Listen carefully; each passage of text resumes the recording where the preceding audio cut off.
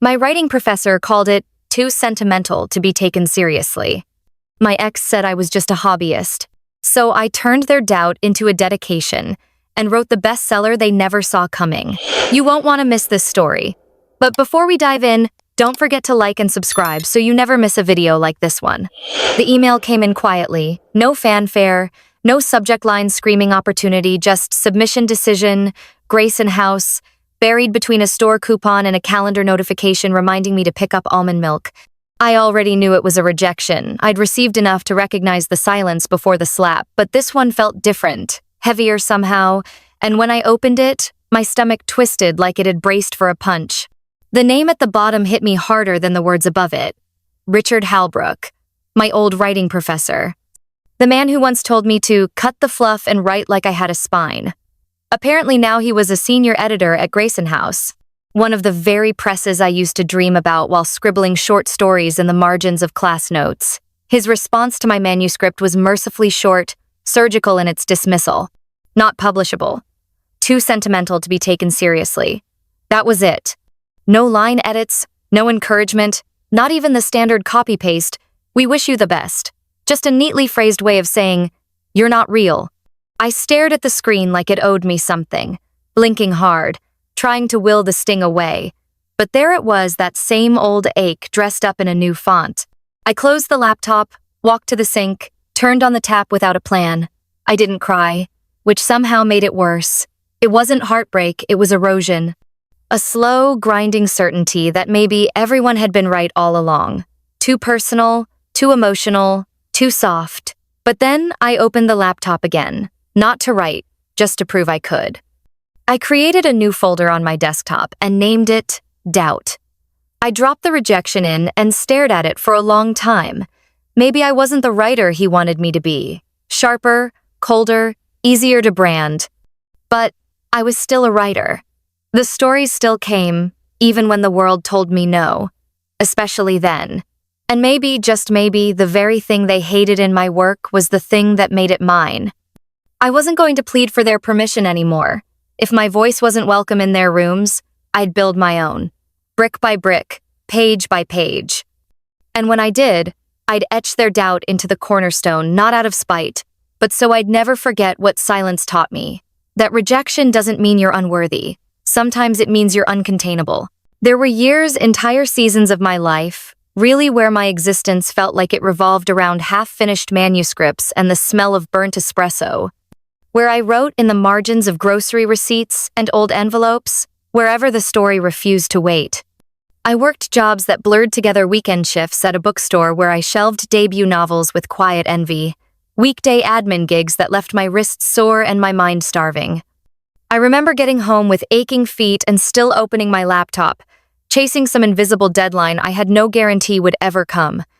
I lost count of how many times I revised the same chapter, how many printouts ended up in the trash beside cold coffee and crumpled rejection letters. There were contests, 2 small ones, obscure ones, where I'd sometimes make the long list, almost make the cut, but never win. I kept the encouraging rejections like lucky pennies, reread them until the ink felt like affirmation, even when the words said, "Not quite."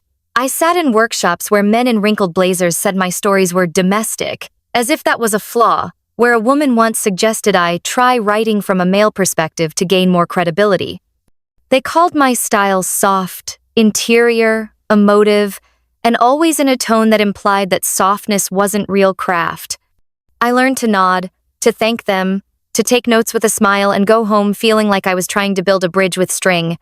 But I never stopped, even when I wanted to. Even when it felt like I was whispering into a void and calling it ambition. The stories wouldn't let me quit. They clung to me like breath, came to me in dreams, in bus rides, in moments of silence so thick I could hear entire sentences forming before I could catch them. No audience, no agent, no applause, just me, a blank page, and the need to make sense of the ache. I told myself that if no one ever read them, they still mattered, because they were mine. Because they existed. Because every woman who'd been told her voice was too much, or not enough, had earned the right to be loud on paper. I was tired of waiting to be chosen. So I wrote like I already had been, even when I was just another face in the back corner of a coffee shop, staring down a blinking cursor, daring it to doubt me. There was a stretch of time when I truly believed writing communities were built for healing little literary sanctuaries, where we could peel back the skin and show what pulsed underneath. But the truth was, some of those rooms were more interested in performance than honesty, more eager to critique the way I told a story than to hear what it meant. I still remember the night my writing group read a short story I'd written about my grandmother's hands, how they used to tremble while she folded laundry, and how, in her last days, they went perfectly still. It was personal, raw, closer to the bone than I'd ever dared put on the page. When I finished reading, the silence in the room was suffocating. Then someone cleared their throat and said, "It's intimate. Maybe too intimate. Could you broaden the perspective?" Another chimed in, "Try making it less about emotion and more about narrative arc." What they meant was, remove yourself, be less, feel less, write like you've never bled. 2 weeks later, the group stopped sending invites. No confrontation, no explanation, just quiet exile. That same year, I was dating Mark, a man who wore ambition like cologne and liked that I was creative in the way people like sunsets, distant, harmless. One night, after I'd spent hours editing a chapter I was proud of, I called myself a writer, out loud, the way you might say your name in a new city to make sure it still fits. He didn't even look up from his phone, just smirked and said, "You mean hobbyist?" Like he was correcting a child who thought their crayon drawing deserved a gallery wall. That one stuck. Lodged in the space between my spine and my willpower, replaying every time I dared to dream too loudly. I didn't respond that night. I just went to bed and lay staring at the ceiling, wondering how many more people would try to shrink my voice before I stopped letting them. But that's the thing about writers, they don't just remember, they reframe. They turn wounds into weapons, silence into narrative. Every time someone tried to erase me through condescension, through mockery, through carefully worded rejection, I wrote harder, louder, sharper. If they didn't want my truth, they didn't deserve my fiction. And if they thought I'd fade quietly into another abandoned manuscript, they were wrong. I wasn't just a writer. I was the story they didn't want to hear, and I was going to make damn sure they did. I didn't plan to end up at the library, it just happened, like muscle memory or instinct, the way a wounded animal crawls toward quiet. Another rejection had landed in my inbox that morning, crisp and courteous, congratulating me on my lyrical prose before casually informing me they weren't sure how to market it. I didn't even finish my coffee.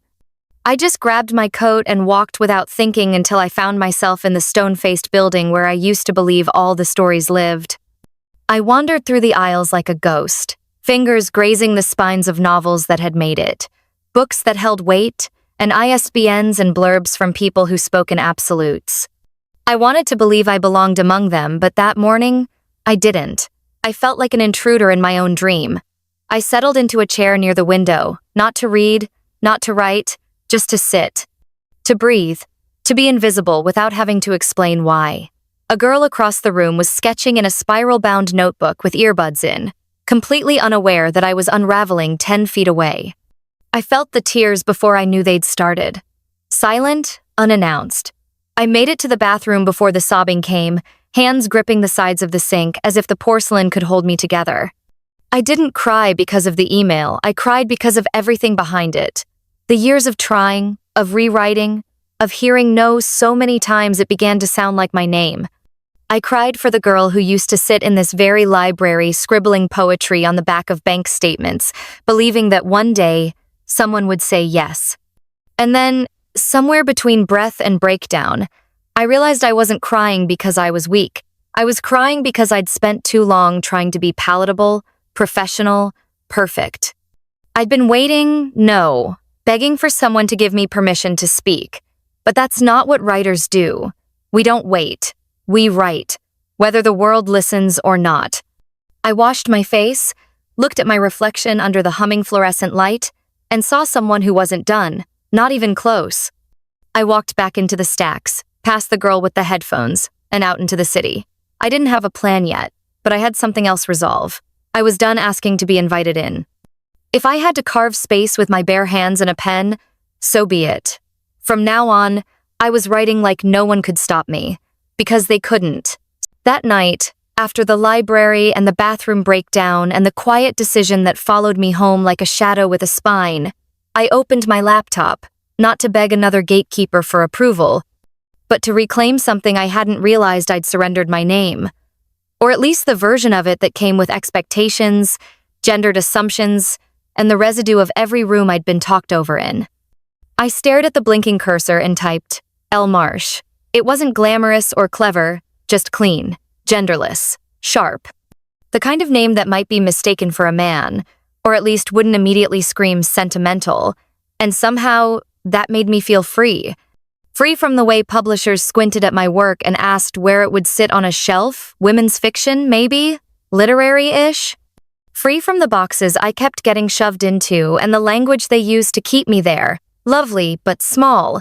Beautifully written, but quiet. L. Marsh didn't write small. L. Marsh didn't ask permission. So I dragged my last manuscript out of the folder labeled Final Draft 3, stripped it for parts, and started over.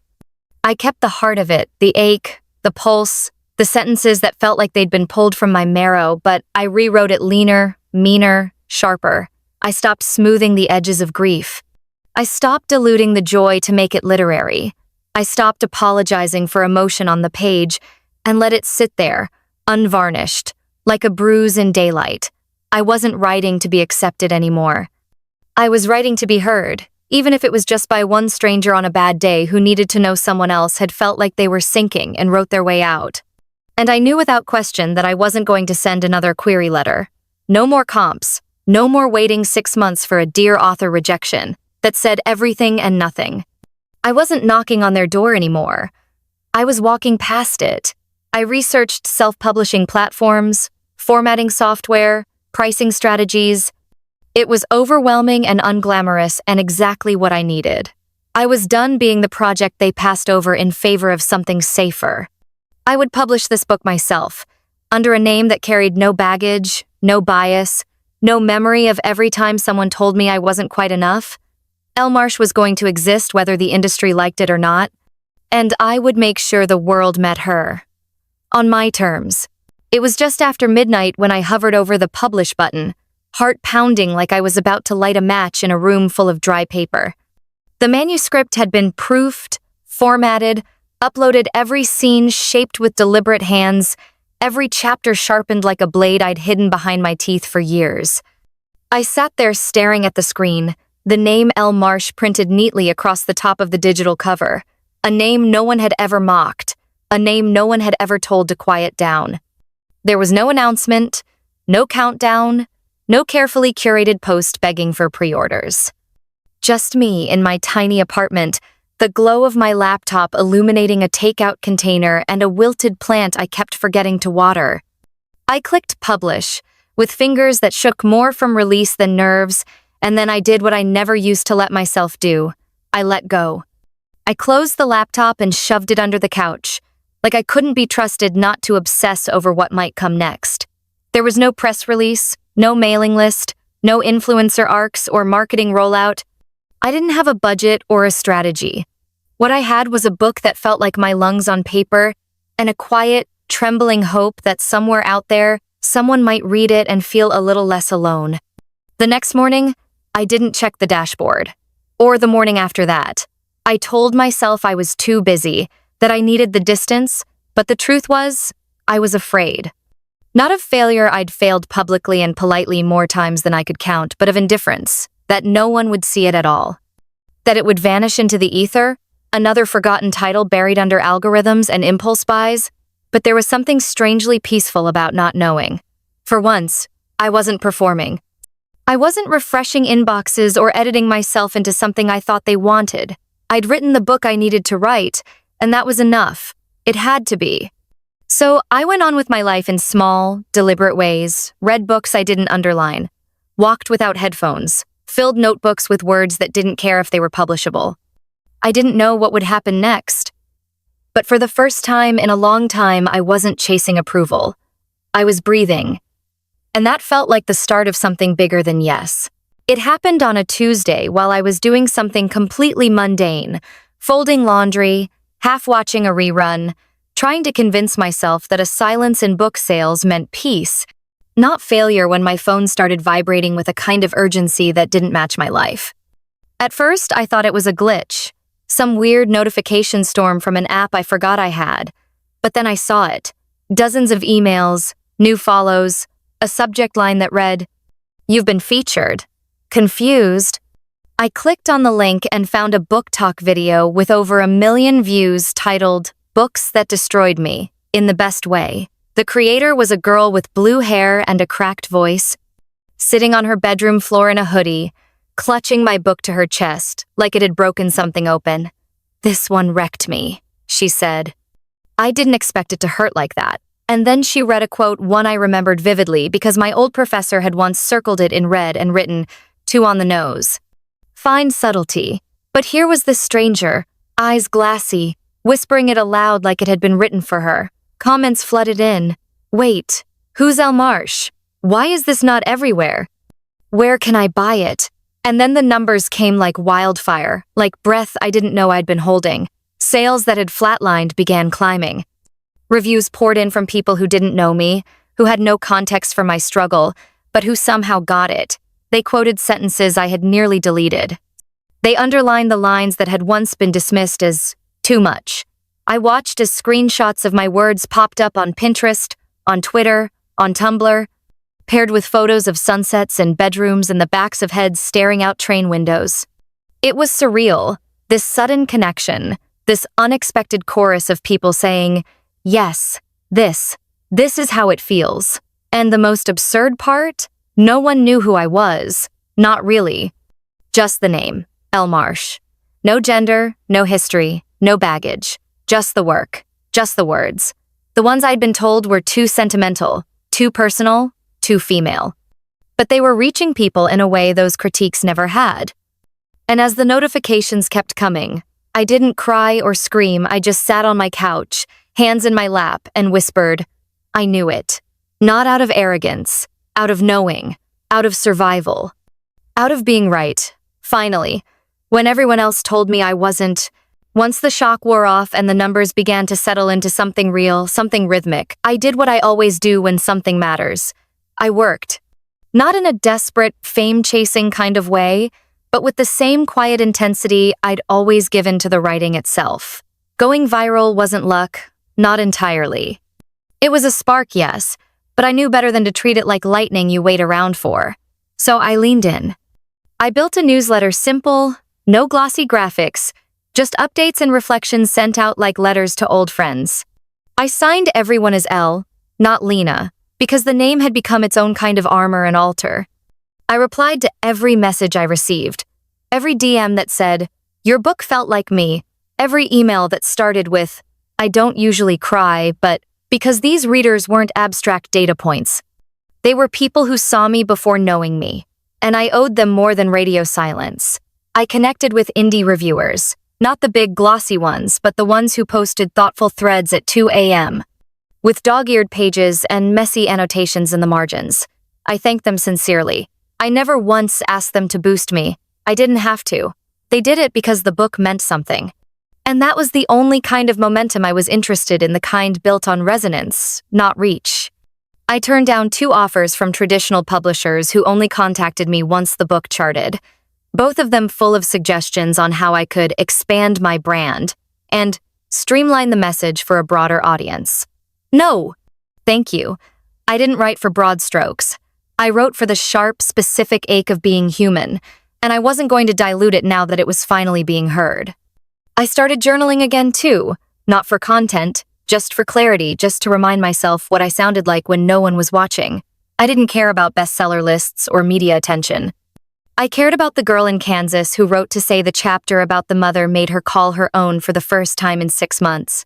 I cared about the teacher who emailed me a photo of my quote on her classroom wall. I wasn't trying to become a brand. I was trying to be a mirror, and every time someone saw their reflection in my words, I felt less alone. Not bigger, just more real, and that was enough. That was everything. It was a Thursday when I found out. The kind of morning where the sky is a dull gray and you assume nothing remarkable is coming, but then I opened my inbox and saw the subject line. "Congratulations. El Marsh, you're officially a national bestseller." I read it twice, 3 times, waiting for the punchline, the typo, the mistake in the system. But it was real. My book, my messy, personal, once dismissed book, had climbed its way into a world I was told would never make room for me. I stared at the screen like it was someone else's name, someone else's miracle. But it wasn't. It was mine. And suddenly, Elle Marsh was everywhere. Headlines, newsletters, forums, recommendation threads. Influencers were reading my words on camera, their voices shaking over lines I once considered deleting. Bookstores began displaying the cover, tagging it with phrases like must-read debut and breakout favorite. And yet no one knew who Elle Marsh actually was. Not a face, not a bio, just a name. A ghost with a spine made of sentences. There was something both liberating and surreal about watching the world fall in love with a version of me I'd created out of necessity. They didn't see the rejections, the breakdown in the library, the years spent folding other people's clothes while dreaming of stories that might matter. They didn't know that the name they praised had been born from doubt, and I didn't correct them. I didn't step into the spotlight or offer a real photo or do a glossy interview. I let the work speak. I let the words do what they were meant to do, find the people they needed to find, with or without my face beside them. At night, I'd scroll through reviews and reader posts with my phone dimmed low, like I was watching my own secret life unfold from a distance. They quoted my sentences back to me, the very ones professors had once said were too emotional or too obvious. And now those same sentences were being printed on canvas, tattooed on skin, stitched into the fabric of other people's lives. I didn't feel famous. I felt seen. Not as Lena, not yet, but as something I built from nothing. Something real. Something unerasable. And for the first time, I realized anonymity wasn't hiding. It was breathing room. It was protection. It was power. The name Elle Marsh had become a lighthouse, and I was just getting started. It was the first time I'd worn lipstick in months, and it felt almost absurd, sitting under studio lights while a photographer adjusted my posture like I was someone important. Tilt your chin just a bit? Yeah, right there. All because of 5 words. Yes, I'm Elle Marsh. The New York Times interview had started like any other profile piece, polite questions I'd been rehearsing answers to for weeks in the mirror. But when the journalist asked, "Why now?" I looked her straight in the eye and said, "Because it's time. Because stories deserve to have names." That moment, quiet and unassuming, turned out to be a spark. The piece was scheduled for Sunday print, but they bumped it online early after the editorial team read the quote aloud in their morning meeting, and someone whispered, "This is going to matter." And it did. The article went viral within hours. Suddenly, people had a face to pin the voice to, a history to connect to the prose. The comments poured in. Some were shocked. Some were furious that I'd lied about who I was. But most were kind. Kind in the way strangers can be when they've seen a piece of themselves in you. The photo shoot was elegant, but unpolished, just the way I'd asked. No airbrushing, no reinvention. Just me in jeans and a black turtleneck, sitting cross-legged on the floor, holding the book open to its dedication page. The camera zoomed in. For everyone who said no, I turned it into a story. That line was never supposed to be a mic drop, it was just the truth. But it hit something raw, something real. People reposted it with captions like, "This. Mood. I feel this in my bones." For days, my inbox became a confessional booth. Other women, other writers. People who'd been told they were too soft, too messy, too much. They thanked me for being visible, for being vulnerable, and for not staying silent just to keep the peace. It was overwhelming, but not in the way I'd feared. It felt like exhaling after years underwater. I wasn't hiding anymore. I wasn't behind a pen name, or a pseudonym, or an apologetic shrug. I was Lena Marsh. And I had written something that changed people, not by being perfect, but by being exactly what it was. True, honest, undeniable, and now undeniably mine. I remember staring at the blank dedication page like it had teeth, like it could bite if I got too honest. At first, I thought about going safe, thanking my readers, my late grandmother, maybe the quiet corners of every library that ever kept me warm when I had nowhere else to go. But the truth was, this book didn't exist because of comfort.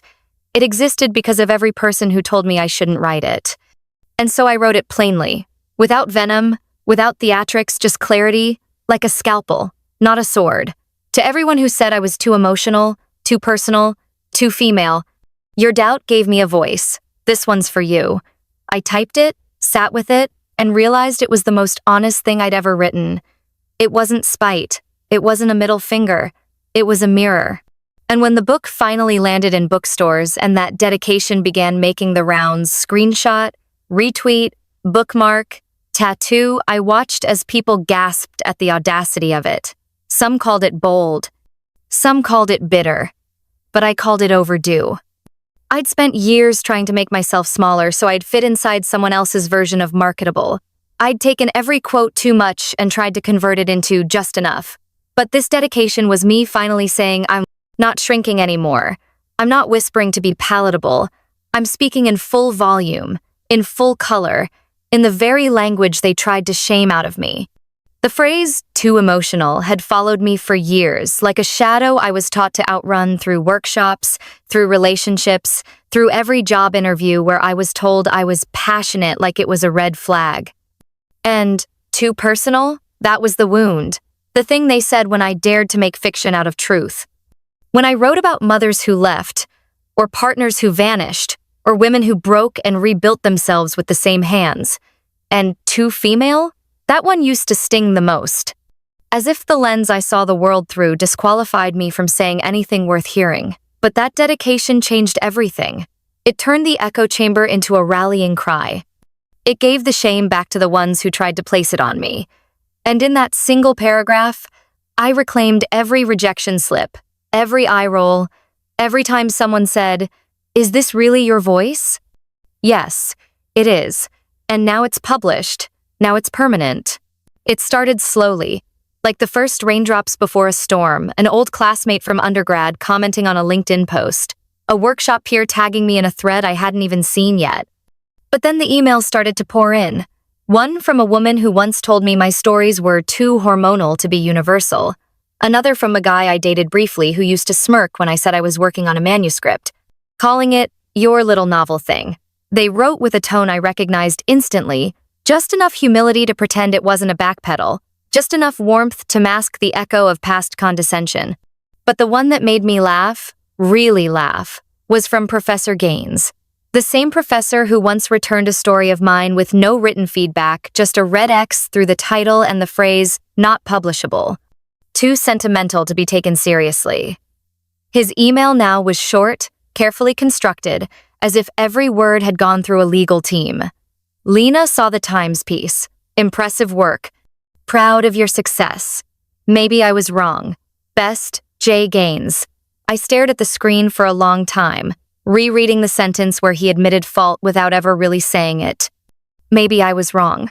It was the softest apology, almost allergic to accountability, but it was there, and I knew he must have choked on it writing it. A part of me, the younger part, the one who cried in parking lots after his seminars, the one who begged her stories to be better, tighter, quieter, wanted to write back with grace, to say thank you, to rise above. But I didn't. I closed the email. I didn't delete it. I didn't need to. I let it sit there, unopened again, a little digital relic of the doubt I'd outlived. Because the truth is, that email wasn't for me, it was for him. A way to soften his own reflection now that the world saw mine so clearly. I didn't need his validation anymore. Not now. Not when readers I've never met carry my book in their bags, quote it in their journals, email me to say, "You wrote exactly what I couldn't say out loud." That's the only inbox that matters now. And Gaines? He can sit with his maybe. I've moved on to certainty. The kind you earn. The kind you write your way into. Word. By unapologetic word. When the invitation hit my inbox, I almost deleted it on instinct. Another panel. Another event where the question, "What advice would you give aspiring writers?" would hang in the air like overripe fruit, bruised by repetition. I'd done one virtual Q&A already, and found it more draining than rewarding, like pouring myself into a room full of polite nods and Twitter summaries. But then I saw the list of speakers, casually dropped into the body of the email. A best-selling thriller author, a small press founder, and one name that stopped me mid-scroll: Nathan Burke, a literary agent, my ex. The same man who once laughed at the phrase, career author, who'd told me over wine and arrogance that only delusional people think self-publishing is real publishing. Nathan, now a mid-tier agent at a firm known more for its newsletter than its deals. Nathan, who used to pick up my scribbled notebooks with 2 fingers like they might stain his skin with effort.